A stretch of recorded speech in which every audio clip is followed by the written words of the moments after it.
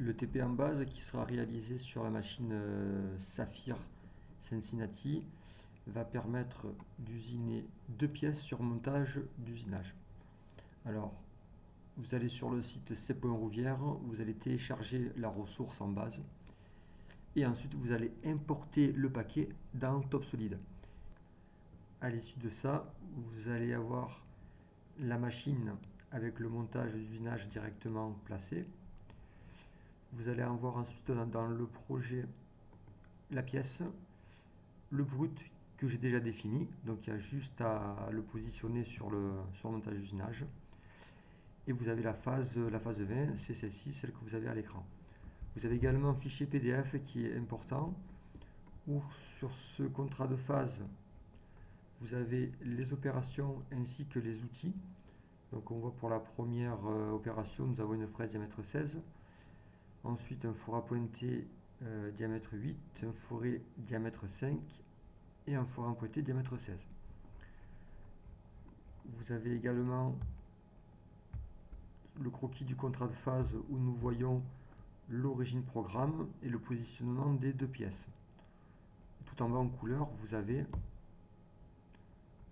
le positionnement de la pièce qu'il faudra faire sur TopSolid.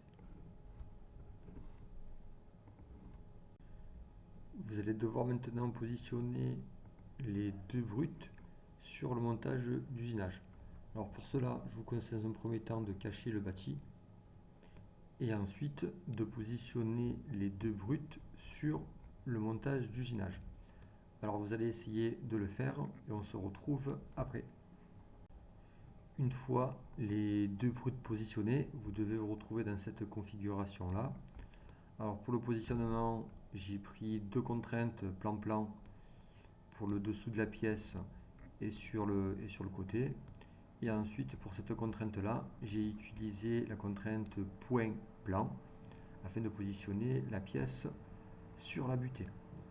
Vous devez normalement avoir côté gauche les 2 bruts ainsi que les 2 origines et nous verrons par la suite que on va regrouper ces 2 origines afin d'en avoir plus qu'une. Avant de commencer les opérations d'usinage, nous allons cacher la butée puisque c'est une butée escamotable, elle pivote autour de cet axe là, donc nous allons la cacher. Pour ce faire, vous passez en CAO, vous cliquez directement sur les pièces à cacher en maintenant CTRL. Donc tout ça, je peux l'enlever et je peux cacher. Il me reste cette partie là et cette partie là et je cache, voilà. Donc je peux cacher la butée escamotable, j'en ai plus besoin pour l'usinage. Donc maintenant nous allons nous attarder aux opérations. Pour les opérations, vous allez vous aider du contrat de phase où tout est indiqué dessus.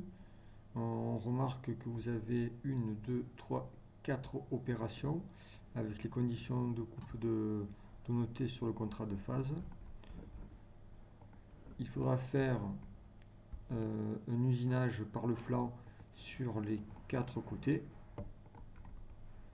Voilà. Ensuite, il faudra pointer, percer l'intérieur et ensuite percer avec un fourré afin d'obtenir le chanfrein.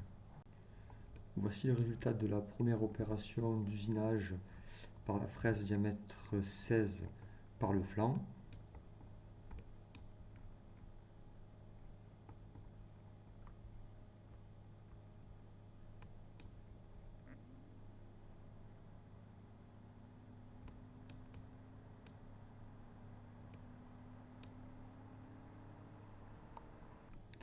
Voici le résultat du four à pointer sur les 6 pointages. Alors j'ai dissocié ces pointages là, donc les 4 avec les 2 par rapport à la profondeur de pointage. L'opération suivante est l'opération de perçage avec un fourré diamètre 5 pour les 4 trous des 2 pièces. Il faudra surtout penser à mettre le débourrage picotage à ce niveau là pour la simulation, nous avons ce résultat-là.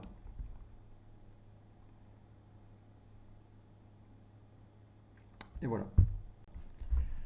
Vérifions maintenant l'usinage avec le forêt à pointer diamètre 16 afin de faire les chanfreins de chaque trou. Vous devez obtenir ce résultat-là.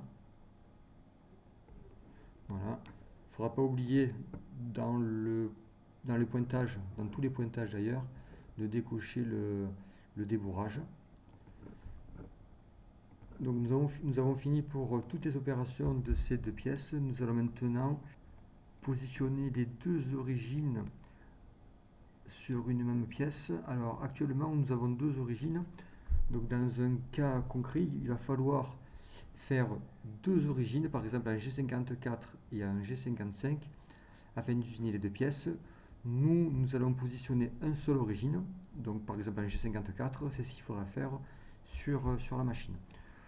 Pour ce faire, nous allons d'abord prendre par exemple l'origine numéro 1, nous allons l'éditer et nous allons la positionner en repère absolu sur le bas de la pièce au centre du premier trou. Voilà, la première origine est faite et nous allons faire la même chose pour la deuxième et la positionner au même endroit. Un repère absolu et on va la positionner ici. Donc on va régénérer le programme. Voilà.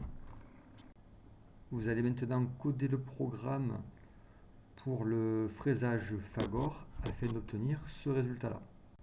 Donc une fois codé, vous devez obtenir ce résultat-là. Avec la fenêtre génération, générer les blocs et le programme en fichier doc. Donc voilà, le TP est terminé. Vous pouvez passer maintenant au suivant.